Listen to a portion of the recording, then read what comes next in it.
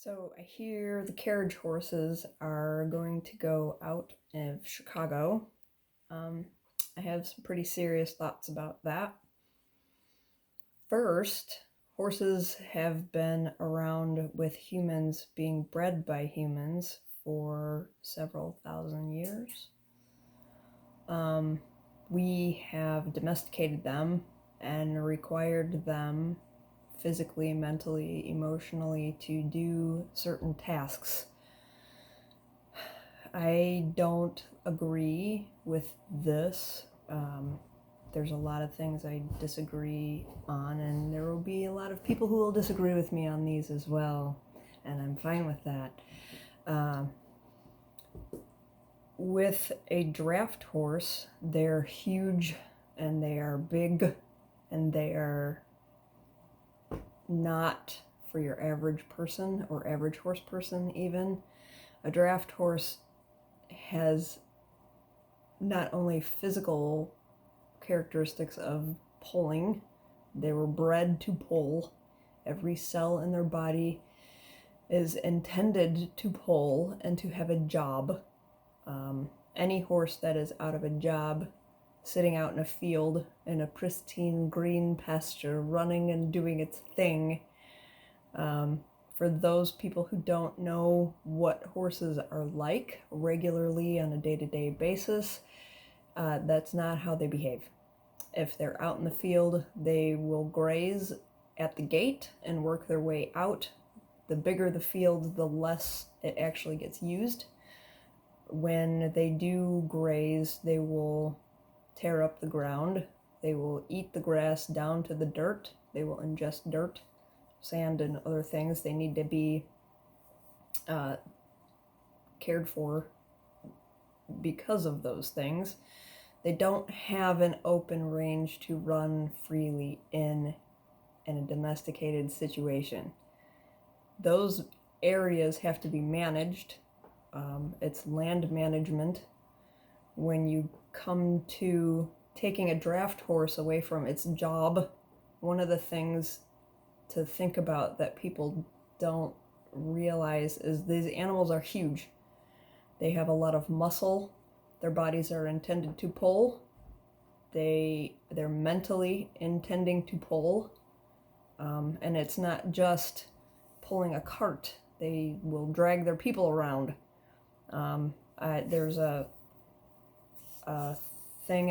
story I heard about how somebody went off on some Amish people because the Amish people had a stick with some chain on the end of it and they were beating the horse with the chain. I wasn't there. I don't know the whole situation. But a draft horse is huge. It does not behave like a pony. It does not behave like a saddle horse. They're a very different beast. They know how big they are and they will use it. And gladly, even my light draft knows how big she is and she uses it ungraciously. Whips were invented for a reason, and it's not to be mean. It is to self-defense, really. I have a feeling, a suspicion that Amish person with the stick with the chain needed it for self-protection, self-preservation. I'm not opposed to that. And if you think I'm a jerk because I'm not opposed to that, handle a draft horse for a while. You'll know what I'm talking about. You'll grab the stick with the chain on it. It's an elephant. They're an elephant. They're slightly smaller than an elephant, really. And they know, they're full aware that they're huge. Not only that, but when you take a draft horse away from its job, they get bored. They're border collies without a herd of sheep to herd. That they have nothing to do. They have nowhere to put their energy. We don't ride a horse the way. If you take a draft horse that's meant to pull and you teach them to ride, it's not the same kind of work their body is used to. It's unfair. These draft horses, and another thing too, a carriage is not a heavy thing. It's not. If you have a carriage on a flat surface like a street, You pull it 1 foot loaded with people. Your one person can pull that the carriage cart full of people. It's not a hard thing. It's a very simple job. It's an easy job, but it's what we have bred those animals to do. And when we take their job away from them, they have nothing to do. They have this big, huge body that they know is big and it's huge, and then you take their job away. It's not good for the horses. So you have, we'll call him Big Ben. You have Big Ben, whose job it is to pull in a city street. Ben is used to cars. Ben is used to buses. Ben is used to the hard ground. His body is acclimated to the hard ground. He's got the right shoes on his hooves to do his job on the hard ground. He may even have pads which protect his hooves from the ground. And the same thing goes for, and my least favorite thing is the Tennessee walking horse's big lick. That's disgusting. But if you take a big lick horse with those big padded shoes and you pull them off and you set them free to the field, what's going to happen to the Tennessee walking big lick horse? He's going to be crippled. Completely crippled.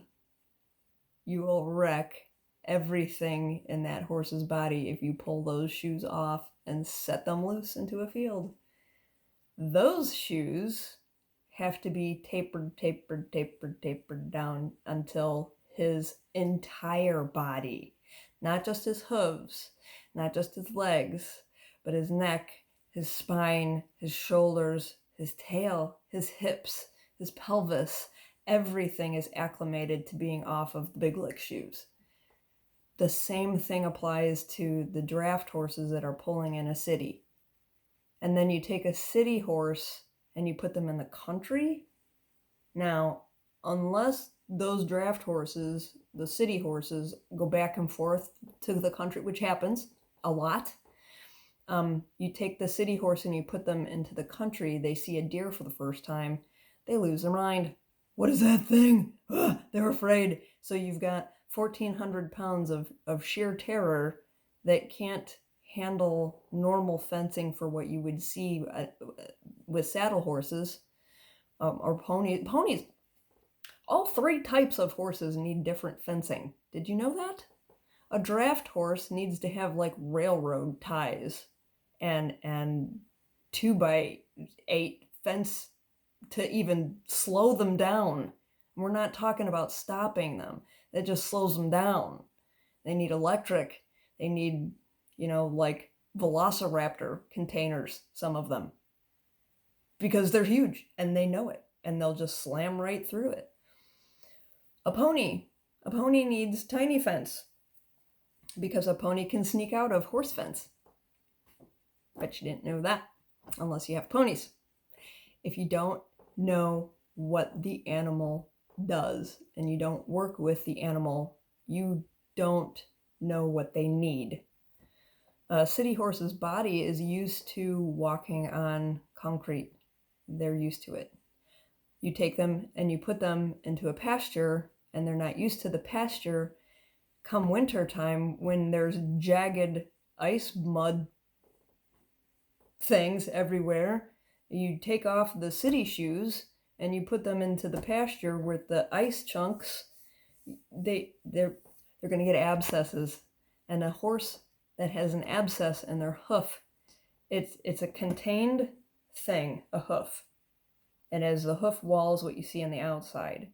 But what's underneath is a frog, which is a shape that, like, the hoof comes around like this. The frog is in the middle, and it's this little V-shaped thing. The frog's purpose is to get traction and to help pump blood up and down the leg. It pumps, the horse pushes down on the frog, blood goes up there, gets pushed up their leg, the hoof comes off the ground, the blood gets drawn back down into the hoof. Sometimes shoes impede that a little bit, but a horse that is used to shoes, their body figures it out. The bone in the legs of a horse that is walking on a hard surface all the time, the bone reorganizes itself and becomes thicker, stronger, can handle it. You put this horse out that's used to the city, used to buses, used to sirens, all the chaos of the city, and you put them in someplace quiet, and they don't know that it doesn't work. They have to be acclimated to it. You can't just take a city horse, throw them in a pasture, and expect them to be okay. They're not.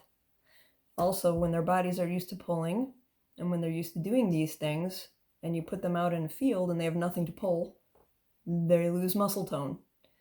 Same thing with like my brood mares. Lucy, my half Frisian, she is half draft. She's a big girl. She needs a job. She gets bored. She has a job with the baby, so everything's fine. But if you were to take her and have her, she's used to showing, you unshow her and you give her nothing to do, throw her out in a field, she has lost with her baby all of her muscle that she's having. Now her hips pop. Now her hocks she's not comfortable. She needs to be put back in work. The baby's about a year old. Well, she is a year old now, but she could go back to work. She should go back to work. And now I have all kinds of time, and I'm thinking about it. So we're getting back into work soon. Mentally, she needs it. These draft horses that are pulling in the city, they mentally need their job. They emotionally need their job. My lesson horses, when I had to close my barn down, they went from working 6 days a week, 5 days a week, to nothing. They're sitting in a field somewhere. I know one of them is sitting in a field somewhere, and he has lost all of his muscle tone. He is bored out of his mind. They're not happy when they don't have jobs. They need to have jobs. We bred them for a purpose, and when we take that purpose away, not dissimilar to what the world is currently seeing right now. Are you satisfied not having a job? Are you satisfied sitting at home eating all day? No, you're not. And Facebook went from being everybody thinks this is great and this is fun and we have all kinds of stuff to do and all this time to do it, and oops, we are bored out of our minds. I'm making videos to have something else to do. Other people, I don't know what they're doing, but it's not good. It's not good for us. It's not good for our horses. It's not good for a working dog to be not working either. What happens to German Shepherds when they're not trained, or they don't have a normal training routine, or they don't have a normal routine? They chew the couch. They do strange things like chase their tails for hours. It's not okay. It's not okay to take an animal from its bred to purpose that we have bred them to do and then take it away from them and expect them to go run off in a field somewhere. It doesn't work like that. Not only that, but going back to like the Tennessee walking horses, that you pull those big shoes off of them and let them loose in the field, well, you're going to destroy their entire body. The draft horses, you take those shoes off of them and you just throw them in a field, and that changes everything about the way their body works with itself. You take away their job, it changes the way their entire body works with itself. It's not okay. It's not.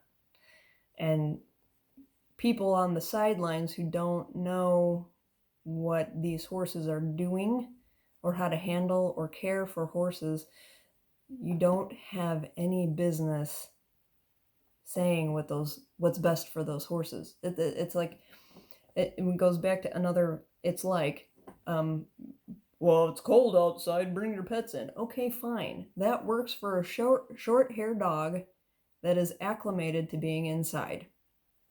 And you take a snow dog, a husky, and you expect a husky to be comfortable in a hot house. With us, we have no fur, none. Huskies, lots. They are bred for the Arctic areas. They're okay outside. And I'm not saying chain your dog to a tree and leave him outside. I'm not saying that. But when you see a husky outside in the winter, they're happy. Happy. Well, my Doberman would be like, I want to go back in. Take her in. Yes, we're outside for just a minute, and then we're back in, do your business, and back in the house, and she's fine. Husky, Malamute, especially, or those white dogs. I don't know the breed, but they're like sheep guarding dogs. They're big, white, fluffy things, and they prefer to be outside. They're bred to be outside. Every cell in their being is bred to be outside guarding the flock. Huskies, Malamutes, bred to be pulling sleds out in the Arctic and Alaska and cold places in Canada. They're uncomfortable in the summertime. They need to be inside in the air conditioning in the summer because their bodies cannot handle the heat. Same thing with polar bears. I grew up in Chicago, and at the zoo, that polar bears would have big ice blocks they would play with in the summertime because it was not okay to be outside. They're huge too, and they need cold. They don't need to be living someplace warm. It's not okay. But the end of it is, if you don't know firsthand what's going on with an animal, don't tell those of us who know what we're doing how to do our jobs either. And that may come off as rude, and I don't care. Furthermore, if we look back in history, my favorite thing to point out is when the tractor was invented, thousands and thousands and thousands of draft horses were sent to slaughter. I spent a lot of time doing rescue. I'll never do it again. It is the most heartbreaking thing in the world. And there is nothing that can measure to the awfulness of rescuing animals. It's not okay. But that said, again, there's a counterside to that too. One group of horses that I rescued with a friend, we went out to their place, and they were living in one of the worst places I've ever seen horses to be in. They had nothing to eat. They were eating poisonous weeds because there was nothing left to eat. When we pulled up to the property, the fence was overgrown. It was awful looking, and we pull in. But the first thing I noticed is there's piles of beer cans everywhere, like piles of beer cans. And then there's garbage junk, human junk, just garbage, like old office furniture and stuff everywhere. There were walking paths. It was a hoarder situation. So I walk into this, and I think we're just going to grab these horses and go. But then I noticed that the lady who owned the place needed more help than the horses we were pulling out. And that's another thing I want to bring up too. We are very quick to judge, and we're very quick to rip people up and down who mishandle or miscare for their horses. But the thing that we don't do is have compassion for the people in the situation. This poor woman had cataracts. She was a much older woman. She couldn't take care of herself. And we were there to take the horses away, and they may have been the only thing keeping her going emotionally with what little mental ability she had left to herself.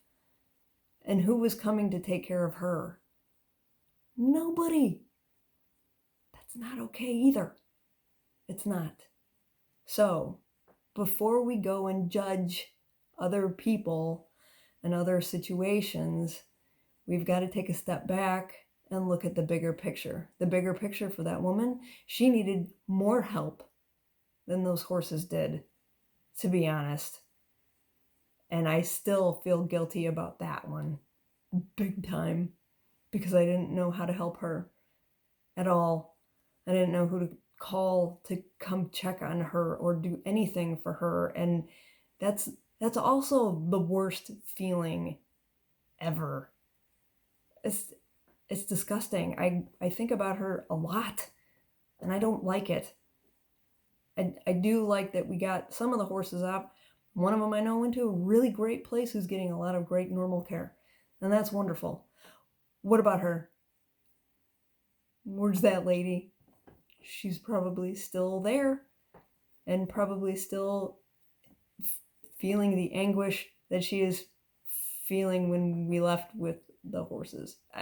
That's it's not okay. It's not. Okay? It's not okay. It's not. So when you see a hoarder lady with 100 cats, help her. Help her. Somebody help her. Please. So back to the horses. What's going to happen to the carriage horses that don't have jobs now? A couple of different things could happen. A few of them might go to a rescue. Who's funding the rescues right now? I can't. Can you?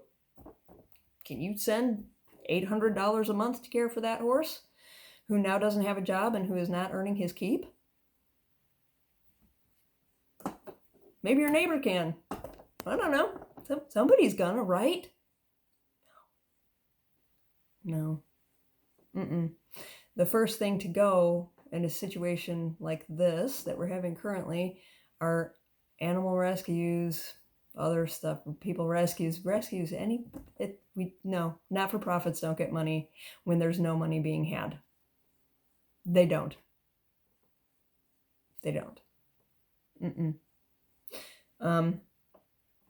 You might go to a rescue that's owned by somebody who's very wealthy, and that would be great. And I hope if they're not owned by the people who own the carriage company that's what happens. But when it costs $250 every 6 weeks to shoe a draft horse because they need a specialized farrier. Not every farrier can work a draft horse. When I was shoeing, nope. I stuck to my race horses and the ponies and the saddle horses. I wasn't touching a draft horse. I'm 5'3". I normally weigh about 120 pounds. I'm not making a draft shoe. Nope, not even taking a keg shoe. And no, the nails are bigger. The shoes are bigger. It takes 2 people to hand make draft shoes. Did you know that? Yeah, 2 people to hand make a draft shoe, especially a pulling shoe with really specialized that pulling shoes get. It's crazy. What you need to make a pulling shoe. A draft shoe. It's not normal. So you need a specialized person. They cost more. So about $250 every 6 weeks. Somebody gonna offer that up to a rescue? Probably not. Now, once they're not pulling, they don't need the pulling shoes. They could use a lighter shoe, but it's still expensive. Those hooves are big. You need different tools, different size tools. You can't shoe or trim a draft horse with a saddle horse knife and rasp. Ponies need a different knife and rasp. Maybe not knife, but whatever. It depends. Sometimes you can make do, but draft horses, that hoof is huge and that leg is heavy. And then when they decide to lean on you, you need to be a big dude, and you need 2 of you, 2 big dudes to do draft horses, and it's not cheap. So you've got the shoes and the hoof care that costs more, the fencing that costs more. My stable, I couldn't house a big draft horse. It did not work. We tried it once. It did not work. That horse tore up everything all the time. And we had a saddle horse size stable. They need a bigger stall. They need a bigger aisle. They need thicker fence, bigger, stronger fence. It's not. Where are they going to go? Because I did rescue, I have also seen the inside of an auction house. That was one of the worst experiences of my life.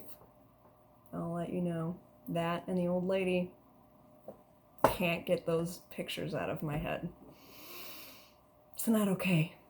It's not. And people who don't know what happens on the dark side, because there is always a good and a bad, or a whatever, you get the idea. Good side and a bad side to all the things. The bad side to the horse industry are auction houses and where they go. And if you have any love of any living thing and you think like they're gonna go to this pristine pasture and just run around like crazy and just have joy and everything, and it's not what happens. So Big Ben, our draft horse, our city draft horse, is now going to go run off to the country. And one of the examples that I used in my statement about that was Ben is used to the city. His body is acclimated. His mind is acclimated. His emotional state is acclimated to being in the city. Take Ben out of the city, you put him in the country. Well, in Chicago, there's winter. And in winter, there is mud, and mud turns to ice.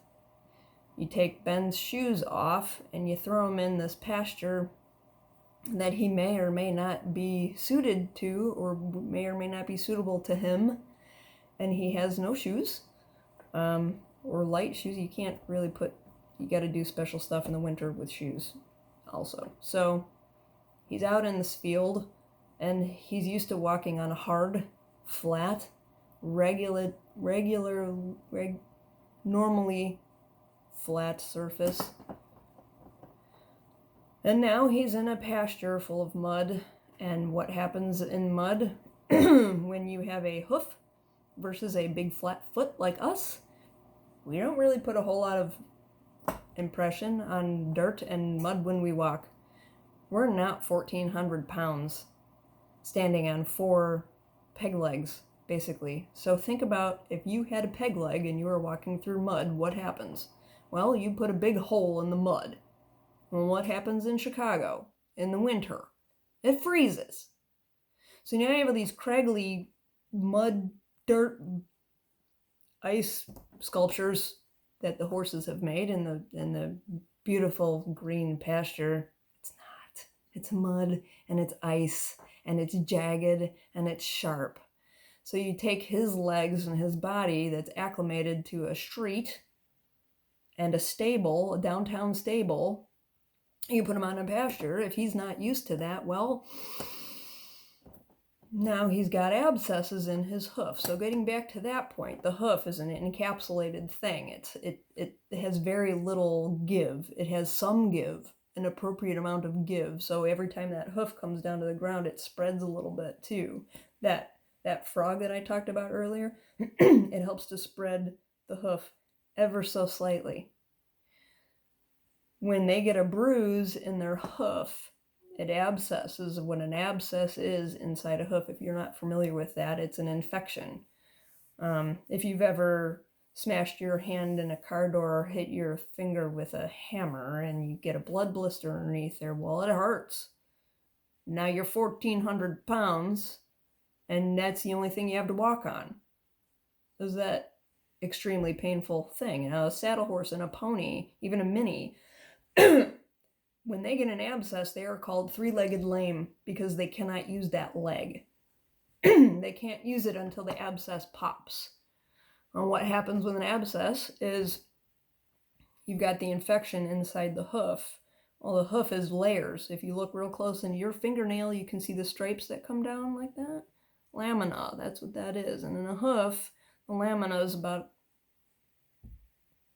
that thick. And the hoof wall is about that thick, roughly. And then inside, so you have hoof wall, lamina, live, living, blood-needing tissue. Well, that abscess is running along either up the lamina or inside the living tissue. extra painful. It's got nowhere to go. And every time you step on it, it's 1,000 times more painful. Well, that abscess works its way up to the cornet band and pops. That's one way. Another way is it pops out the sole of the hoof, and either way, it's painful. When when a horse has an abscess, a farrier or somebody who knows how to use the tools and stuff can cut away the underside, the sole of the hoof, because in between the frog and that hoof, that part's called the sole. You can dig it out and you can get to where the abscess is, and it'll squirt. That's how much pressure it's under. And then when they walk on it, owie, it doesn't go good. And I walked in on my horse one time with an abscess. I thought she broke her leg. It's that painful for them. They won't use that leg. And it's a pretty common thing. It happens a lot. But you put Ben out in his field of mud ice sculptures, and he's walking around. He's abscess. He can't work. He can't even be ridden. He can't be exercised. They got to be off their foot. You got to it's a whole long process. Abscess. So Ben is now out of a job, abscessing. His whole entire body hurts because he's not used to walking on uneven ground. His body's used to walking on flat, level ground. Now he's got rabbit holes and mole holes and just grass humps and normal foot traffic humps to walk around, and now ice humps with jagged ice bits. So Ben now doesn't have a job. He's losing muscle. He's out of work because of his abscesses in a stall.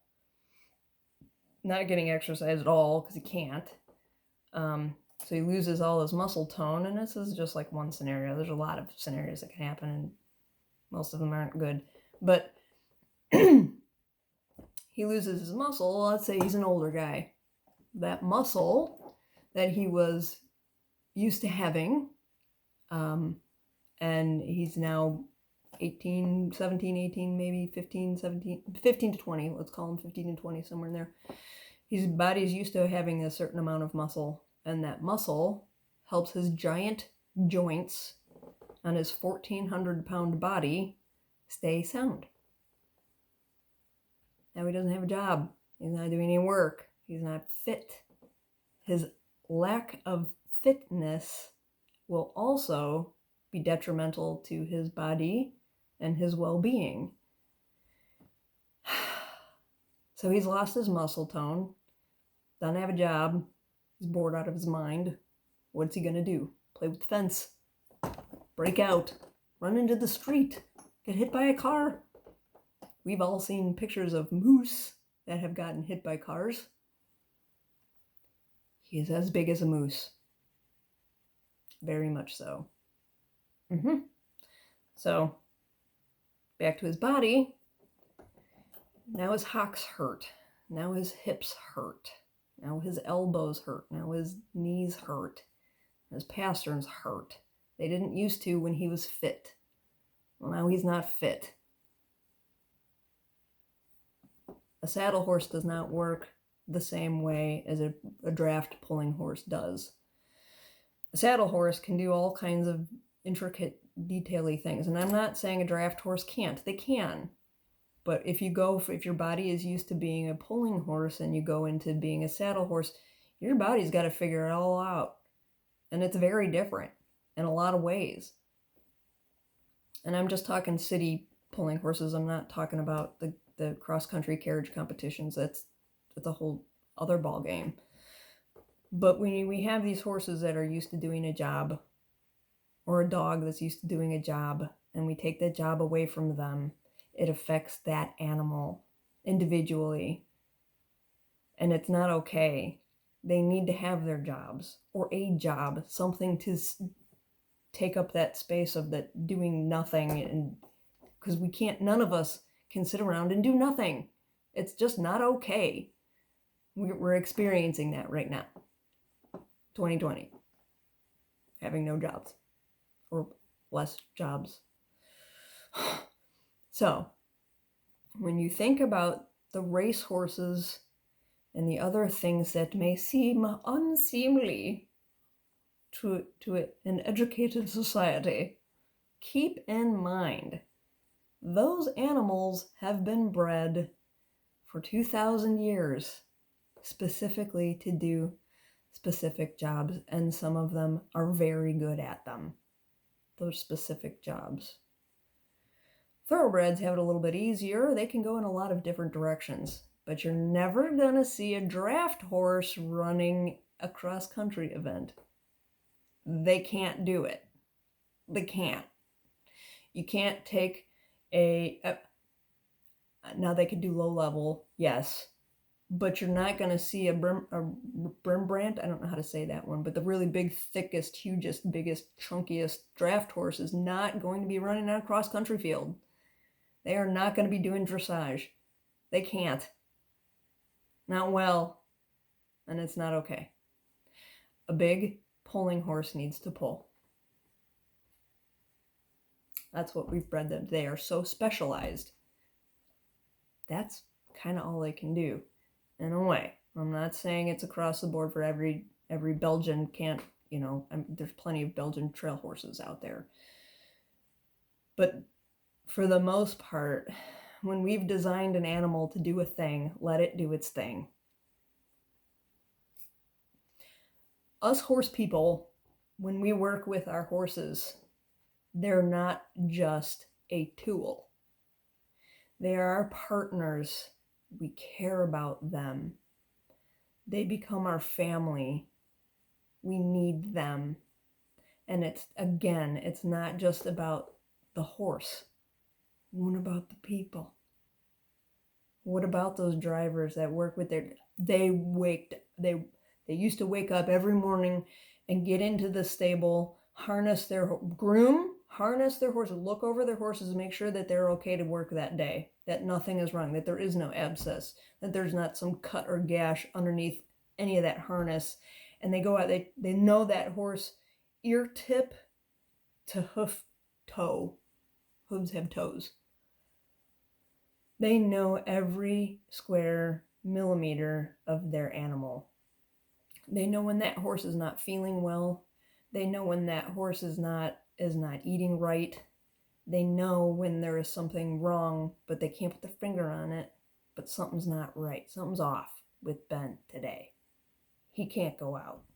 Turns out he's colicking or something, anything. Could be anything. Ben can't work today. We need to take Billy. Ben needs a day off. We don't need to have a reason. We just know that something's not right because we spent every waking minute with our animals, every last one of them. I had 16 lesson horses in my barn. I knew how every single one of them was doing every moment of the day. I could hear them running out in the pasture, and I would know who was running because I could hear the difference between each and every horse.